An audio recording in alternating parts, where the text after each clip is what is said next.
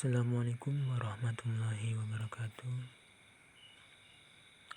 Alhamdulillah rabbil alamin. Assalatu wassalamu ala asyrafil anbiya'i wal mursalin wa ala alihi wa sahbihi ajma'in. Amma ba'du.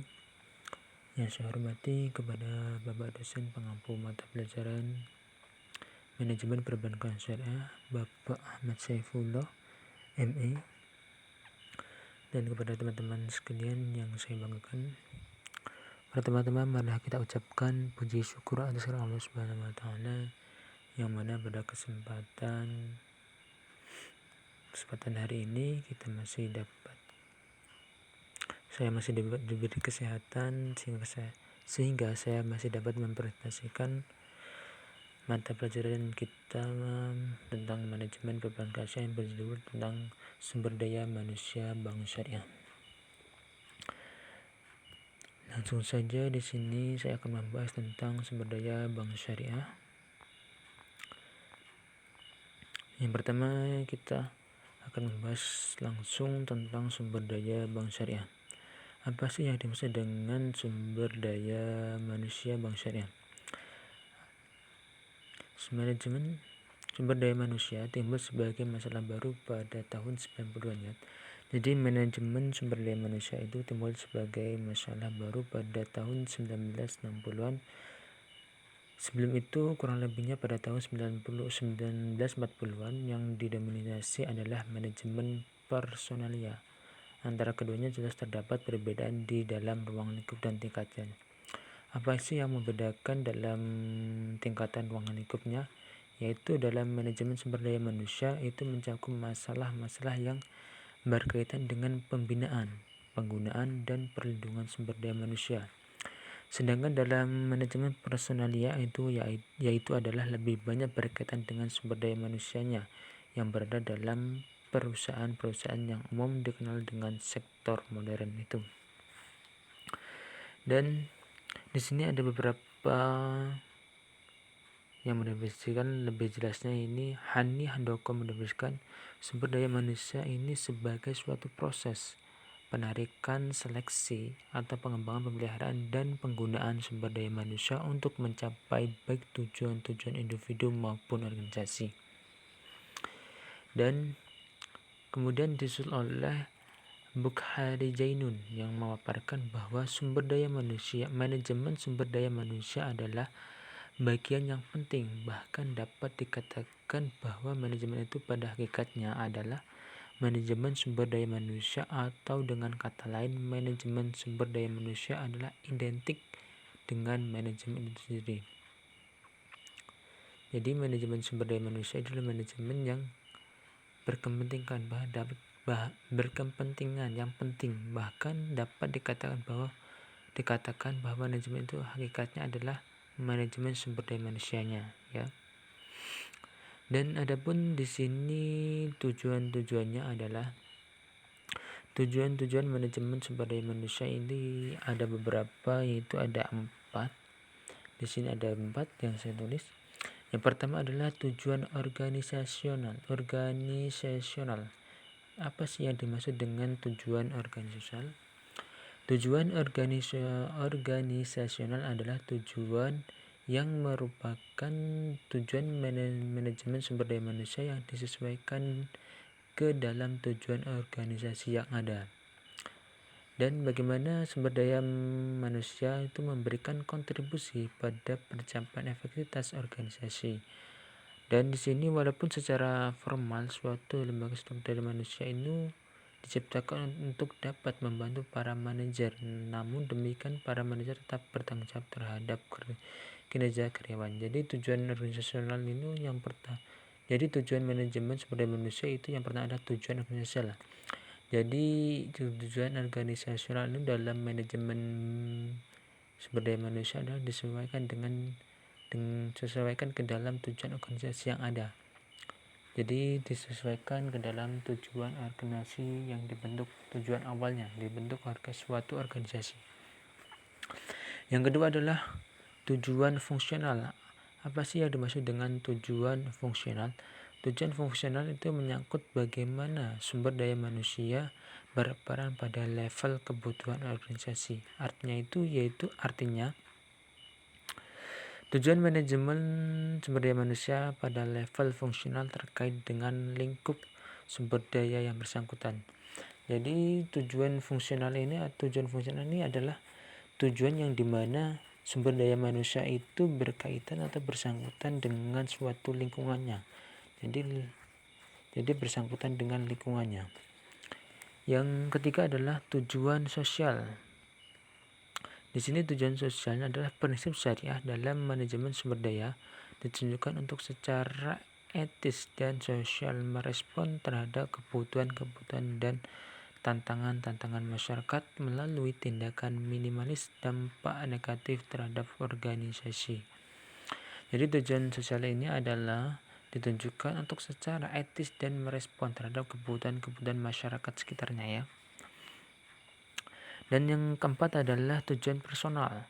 Adapun tujuan personal berkaitan dengan individu-individu yang ada dalam lingkup manajemen sumber daya manusia. Di tujuan fungsional ini ditujukan untuk membantu karyawan dalam mencapai tujuannya, minimal tujuan-tujuan yang dapat mempertinggi kontribusi individu terhadap organisasi. Dan di sini ada fungsi manajemen sumber daya manusia. Fungsinya yang pertama adalah perencanaan. Perencanaan ini apa sih yang dimaksud dengan perencanaan? Perencanaan adalah sumber daya manusia dalam organisasi merupakan seperangkat kegiatan yang berkaitan dengan perencanaan dan kebutuhan pegawai atau sumber daya manusia dari suatu organisasi. Jadi fungsi manajemen sumber daya manusia adalah yang pertama perencanaan. Jadi ketika seseorang membuat organisasi pasti ia memiliki rencana apa yang akan kedepannya ia laksanakan. Yang kedua adalah pengorganisasian. Yang kedua adalah peorganisasian. Setelah program-program disusun dan ditetapkan, perlu dibentuk organisasi.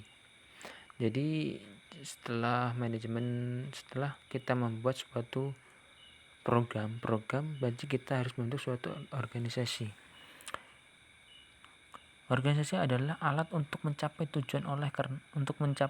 Jadi dalam kita membuat organisasi kita adalah ataupun menjadi alat.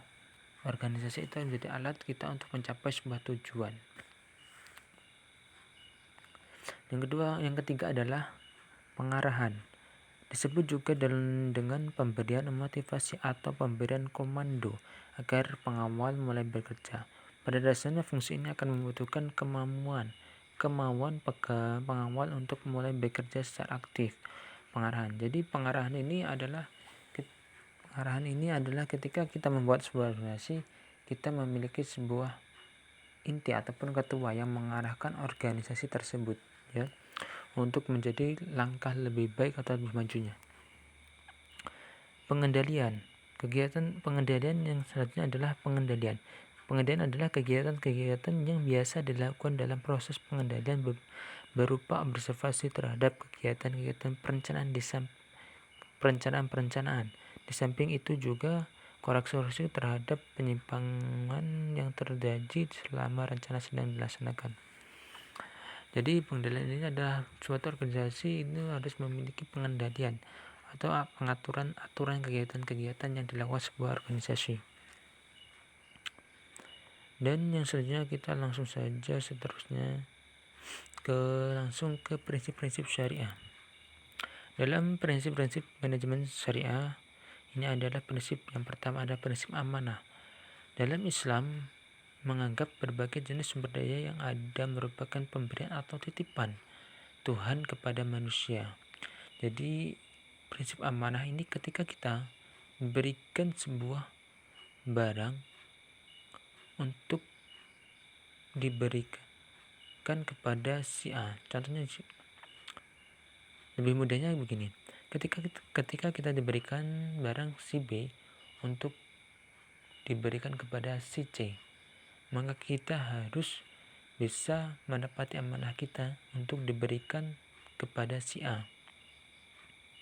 Dan yang selanjutnya adalah prinsip kepemilikan terbatas.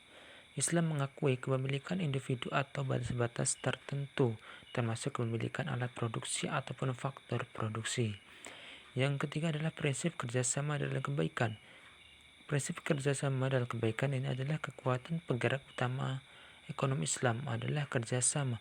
Seseorang Muslim, apakah ia sebagai pembeli, penjual, atau penerima upah, membuat keuntungan dan sebagainya.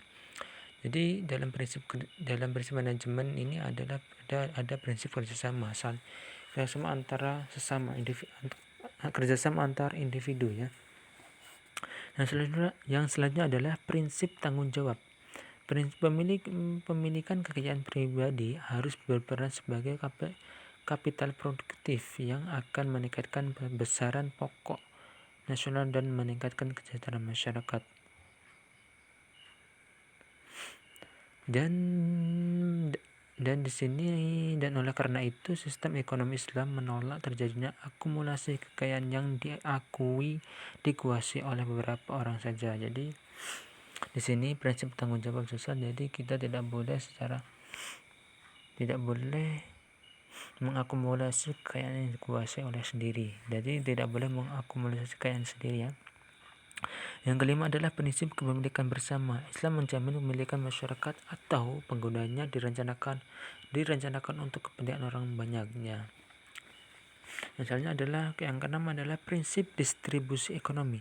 Seorang muslim yang kekayaannya melebihi tingkat tertentu atau nisab diwajibkan membayar zakat. Zakat ini merupakan alat distribusi sebagian kekayaan orang kaya yang ditunjukkan untuk orang miskin dan orang-orang yang membutuhkannya.